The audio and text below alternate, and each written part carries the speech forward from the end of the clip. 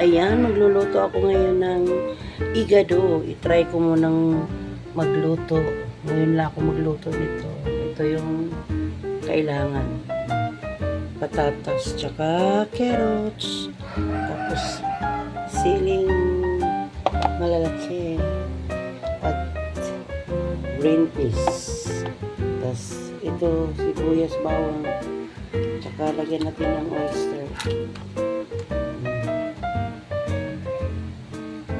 Ayan, ihanda ko muna yung kailangan para tuloy-tuloy ang luto. So, ayan, igigisa ko muna itong bawang. Wow! Isa muna natin yung bawang at saka sibuyas.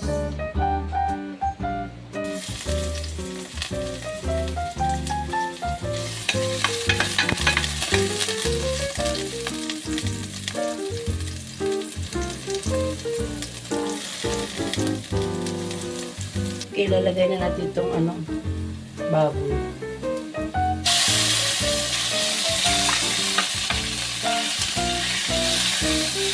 Lalagyan na, muna natin. Sandalan na natin ng konting mantika yung baboy. Kasi medyo magkakain.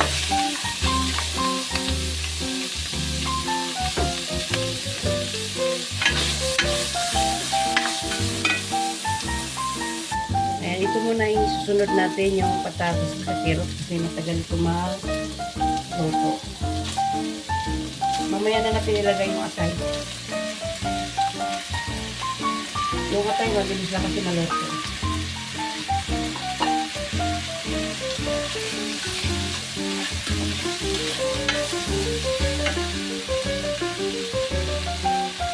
Nilagyan na natin lang para yung lasa maano sa karne.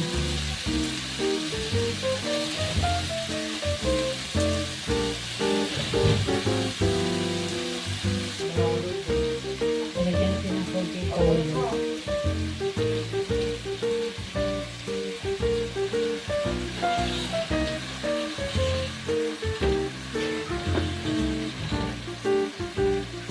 Tsaka itong oyster.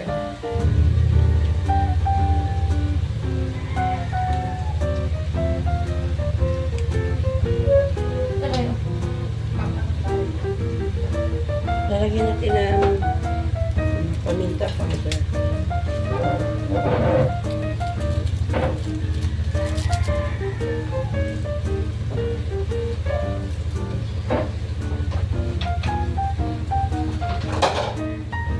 At saka laurel.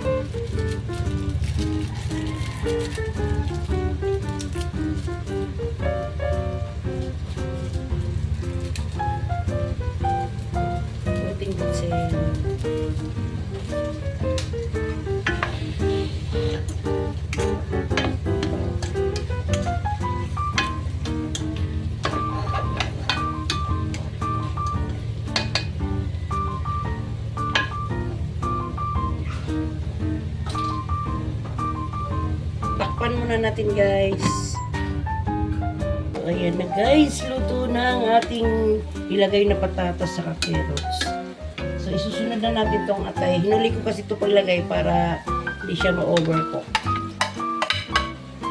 At isabay na rin natin to bell pepper. Medyo madami yung binili ko. At saka green peas.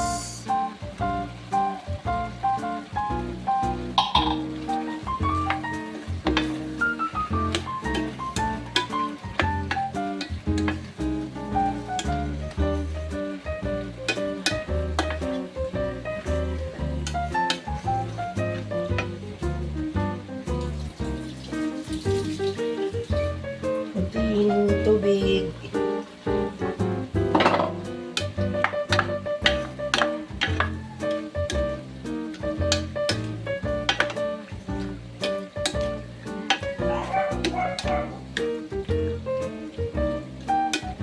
Ayan na, guys. Malapit na maluto ang ating igado. Sariling recipe. Ayan, kung gusto nyo pong magluto ng ganito, panoorin nyo lang yung aking video mula umpisa.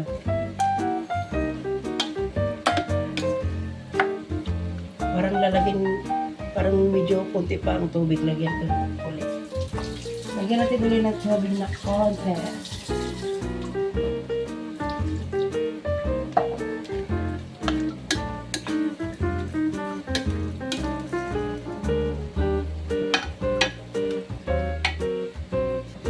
Ayan na guys, luto na ang ating nilutong igado. Sariling recipe. Try nyo din po magluto ng ganito guys. O, diba? O, may ulam na kami tanghalian. Wow! Thank you for watching. Bye-bye.